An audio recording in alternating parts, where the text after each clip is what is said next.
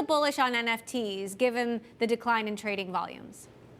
Well, you know, this is not our first market cycle, and we're bullish on NFTs because we think, you know, it's crypto and NFTs in particular is one of the only areas in tech that, you know, we've touched about 1 million NBA fans. There's 1 billion NBA fans out there. There's a 1,000x growth potential in the market just by building products that people want to use. And NFTs to me stand for open digital assets, assets that, you know, people are already spending $100 billion a year in digital worlds. The NFT technology lets those assets be portable, lets developers build new kinds of experiences on them. And the technology for that is just now getting to the point of maturity where, you know, it's good user experience, it's low cost, and it's scalability with blockchains like Flow and others helping make NBA Top Shot successful. So we've taken everything that's powered NBA Top Shot and recently crossed $1.2 billion in transaction volume there.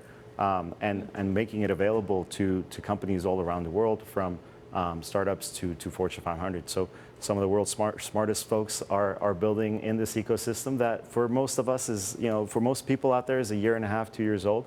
And I'm super excited to see, you know, the value that's going to be created over the next little while. And some of the biggest athletes and celebrities are getting in on it or trying to. You just announced a new partnership with Magic Johnson. Tell us about that and the role that celebrities and athletes will play here. Well, I think NFTs, Web3 in particular, is just a way for communities to come together and for celebrities or brands to connect with their fans in new ways. So Magic really got this in a way that I haven't seen many folks get it immediately, and he jumped in. He's created a line of NFTs on NBA Top Shot, some of his greatest moments, some of the greatest moments from his history, and he's also put his annotations and sort of his commentary over these moments, and the fans have been going crazy. So it's really exciting to see that, and it's exciting to see NBA Top Shot become kind of a hub for if athletes want to engage with their fans. That's where they start because that's where the fans already are. And then the next interesting thing that we've got coming up is the launch of NFL All Day with the new NFL season. So we're excited to talk about that as well. Yeah, I wanted to ask you more about other sports on top of the NBA. The NBA has done so much in the NFT world already, but how much adoption do you think could expand into the NFL and other sports? What's on the horizon? So Dapper Labs, we're working on NFL All Day and UFC Strike. NFL All Day should launch by the beginning of the season, and if folks are in LA, get excited for some real world benefits and real world integration between kind of the NFT economy and then showing up to the season opener and things like that. But what does that look like? Because on one hand, you do have this virtual world and huge communities being formed online, but at what point does the rubber hit the road in the real world when you are going to sports games? Well, I think it goes two ways. One is people that are going to live games, they're going to be earning free kinds of NFTs. We call them flow attendance tokens or proof of attendance tokens. And people will even be able to earn different kinds of those for dialing into broadcast games and being essentially an engaged fan. And that sort of bridges, that's one way to bridge the physical world into the digital world, give folks something to do with their kids and friends as they watch the live game, give some value back to folks that show up to the arena. And then on the other hand, we want to take our best collectors, folks that have spent tens of thousands, in some cases hundreds of thousands or millions of dollars on inside the economies of these various teams and leagues, and show that data to the teams, and the teams themselves, they want to provide special experiences for those folks. This is a younger generation, folks that, you know, they might have season tickets, but they might want to engage in the sport in different ways. They'd rather, you know, have $1 million NBA have $1 million in LeBron moments than a courtside seat. But still, when they show up to a game, they expect to be treated differently, and this technology allows that because it's open and you know, the data is visible for anyone to be able to build on top of. I love the Warriors, Roham, but we're baseball fans. My kids play baseball. What about baseball? I mean, FTX is on the uniform of every umpire in Major League Baseball. Yeah, I mean, so Dapper Labs doesn't work directly with baseball, but we have a number of other companies that are building interesting products. And like I said, we've opened up our tools, so whether it's the Flow blockchain or the Dapper wallet on top, so that you'll probably see other companies using our tools to build their products on top. So you can use the same credit card you have loaded up for NBA Top Shot to transact in any number of other marketplaces and virtual worlds. Emily was just talking to the co-founder of Solana. We had Magic Eden on earlier in the week. There was a lot of conversation about shifting away from just Ethereum into Solana NFTs. How much are you seeing the NFT community float into other chains? Do you think that move is going to be more aggressive? I think so. I mean, in a lot of ways, but it's new communities also being created.